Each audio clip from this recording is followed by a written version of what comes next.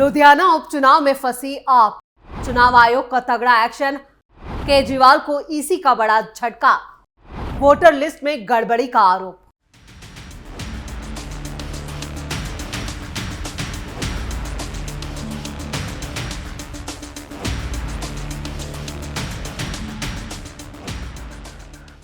नमस्कार, आप सभी का बहुत बहुत स्वागत है। आप देख रहे हैं स्पेशल स्टोरी। मैं हूं परवीन।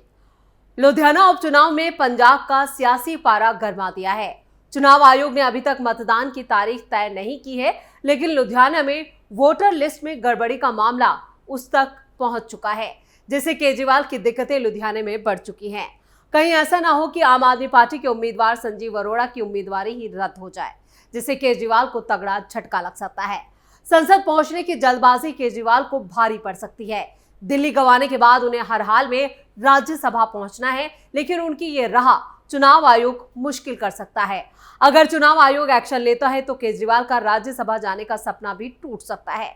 दरअसल कांग्रेस के पूर्व मंत्री भारत भूषण आशु ने चुनाव आयोग से शिकायत की है कि लुधियाना में केजरीवाल की पार्टी फर्जी वोटरों को लिस्ट में शामिल कर रही है, और इस शिकायत के बाद चुनाव आयोग भी हरकत में आ चुका है। अगर एक्शन हुआ तो केजरीवाल जीती हुई बाजी हार सकते हैं।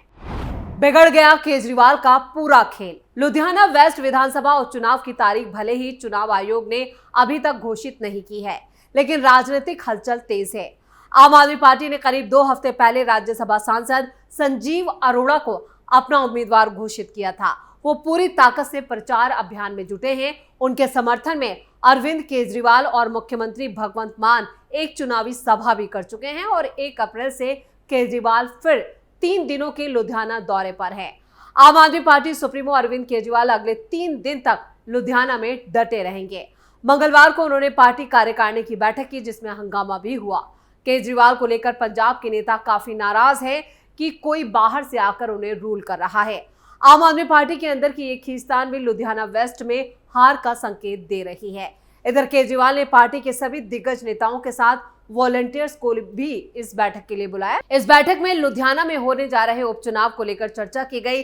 दिग्गज नेताओं से लेकर वॉलंटियर्स को चुनाव की रणनीति के बारे में जानकारी दी गई। गुरप्रीत गोगी के निधन के बाद खाली है सीट। गौरतलब है, हल्का वेस्ट से विधायक गुरप्रीत गोगी के निधन के बाद ये सीट खाली हो गई।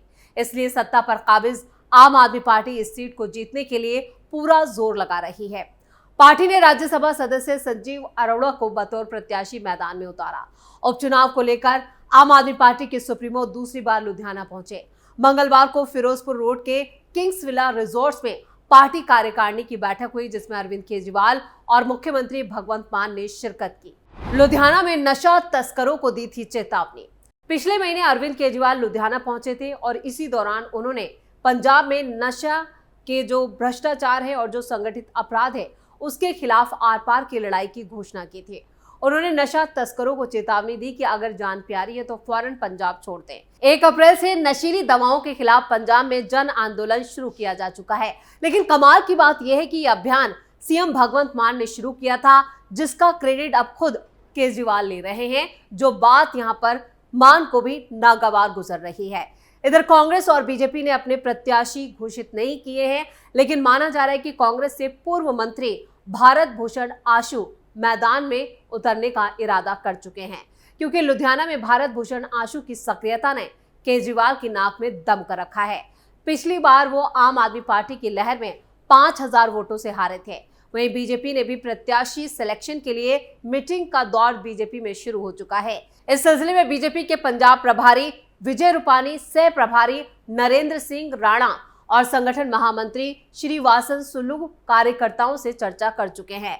इधर बीजेपी ने आरोप लगाया कि आम आदमी पार्टी सरकारी मशीनरों का दुरुपयोग कर रही है और विपक्षी कार्यकर्ताओं पर दबाव बना रही है, जिसको लेकर बीजेपी ने मंगलवार को पुलिस आयुक्त कार्यालय का घेराव भी किया।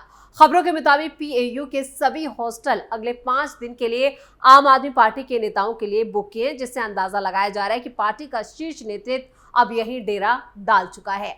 राजनीतिक गलियारों में चर्चा है कि मई के पहले हफ्ते में पंजाब में यहाँ पर जो लुधियाना वेस्ट सीट है उसमें मतदान हो सकता है, लेकिन जिस तरह से सरकारी मशीनरी का दुरुपयोग किया जा रहा है और केजरीवाल जिस तरह से सभी गेस्ट हाउस हॉस्टल्स पर कब्जा कर रहे हैं, उससे कांग्रेस और बीजेपी ने यहाँ पर मोर्चा खोल दिया है और इसी को लेकर पुलिस कमिश्नर का घेराव भी किया गया और शिकायत की गई कि लगातार आम आदमी पार्टी की तरफ से यहाँ पर जो भी सरकारी मशीनरी है उसका दुरुपयोग किया जा रहा है। पंजाब में केजरीवाल ने गाड़ा खूंटा। दिल्ली में पैर जमाने के बाद केजरीवाल ने जब पंजाब का रुख किया था और ऐसा करने की कई वजह भी थी, जिसमें से आम आदमी पार्टी बनने के बाद हुए 2014 के लोकसभा चुनाव में एक साथ 4 सांसद जो उसको मिल गए थे, वो भी तब जब अरविंद केजरीवाल खुद वाराणसी सीट पर बीजेपी के नरेंद्र मोदी से चुनाव हार गए थे।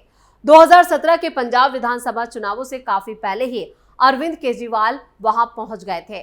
तब कहा था अब यही खूंटा गाड़ के बैठूंगा। दिल्ली चुनाव की हार के बाद ऐसा कुछ तो केजरीवाल ने नहीं कहा है, लेकिन केजरीवाल काम वैसे ही कर रहे हैं।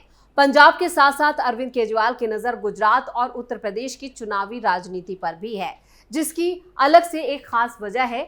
एक तो वो साथ नहीं है, लेकिन तीनों ही राज्यों में एक साल में एक साथ चुनाव होने हैं। 2027 में पहले यूपी और फिर पंजाब और बाद में गुजरात चुनाव होने हैं। इसको लेकर भी अरविंद केजरीवाल की पार्टी में खलबली मची है।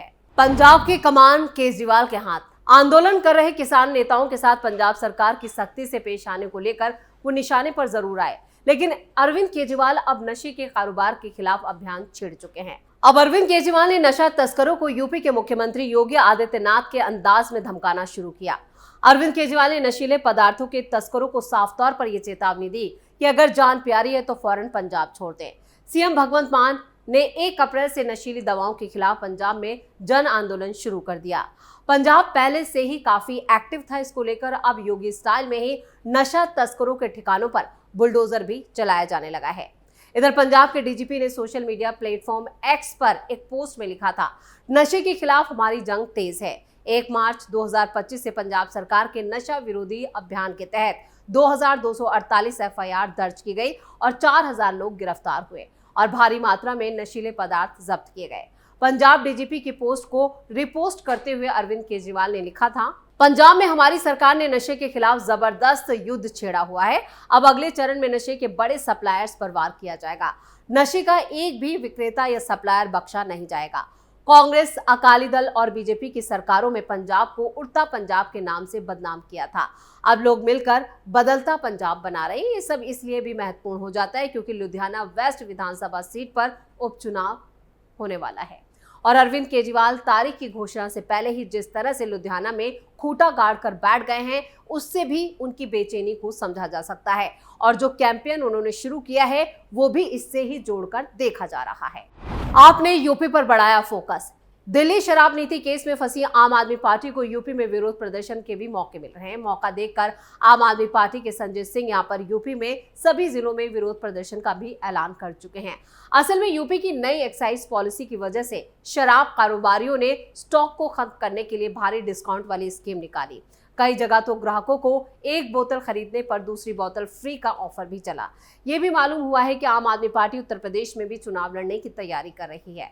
2022 में भी ऐसी कोशिशें आम आदमी पार्टी की तरफ से की गई थी, लेकिन अखिलेश यादव की समाजवादी पार्टी के साथ गठबंधन नहीं हो सका था और दिल्ली चुनाव में अखिलेश यादव ने जिस तरह केजरीवाल का समर्थन किया, उसको लेकर अब आम आदमी पार्टी की अपेक्षाएं थोड़ी बढ़ गई हैं। उपचुनावों से अरविंद केजरीवाल को काफी उम्मीदें।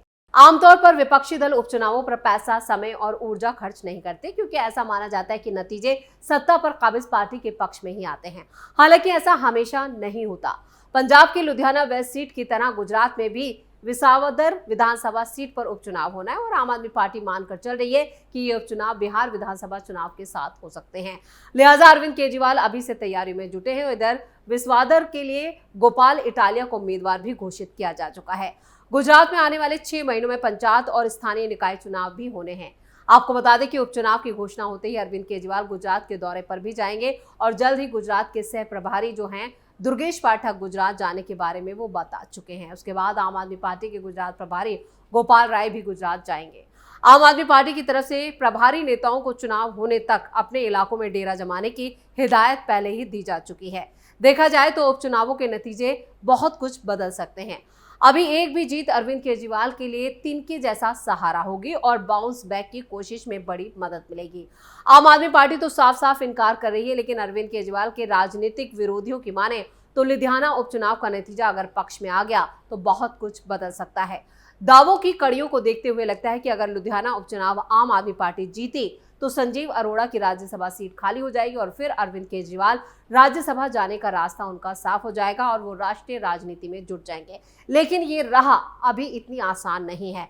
एक तो लुधियाना वेस्ट उपचुनावों में जिस तरह से फर्जी वोटर लिस्ट की बात सामने आ रही है, उसके बाद चुनाव आयोग उनकी राह को और मुश्किल कर सकता है। इधर कांग्रेस उम्मीदवार अभी उन्हें ऑफिशियली तौर पर अनाउंस नहीं किया गया है, लेकिन भारत भूषण आशु ही कांग्रेस के उम्मीदवार हो सकते हैं और उनकी सक्रियता जिस तरह से लुधियाना वेस्ट में बढ़ी हुई है, उससे अरविंद केजरीवाल की दिक्कतें बढ़ गई हैं और एक के बाद एक लगातार जिस तरह से वो लुधियाना वेस्ट में डेरा डाले हुए हैं अरविंद केजरीवाल, उससे भी आम आदमी पार्टी की दिक्कतों को समझा जा सकता है। इधर मनीष सिसोदिया को भी पंजाब भेजा जा चुका है, यानी हर हाल में अरविंद केजरीवाल यहां पर लुधियाना वेस्ट सीट जीतना चाहते हैं। लेकिन फर्जी वोटर का जो मामला सामने आया है, उसके बाद चुनाव आयोग भी अलर्ट हो गया है। स्पेशल स्टोरी में इतना ही। वीडियो कैसा लगा कमेंट करके अपनी राय जरूर दें। वीडियो को लाइक करें, शेयर करें और कैपिटल टीवी को सब्सक्राइब जरूर करें। धन्यवाद।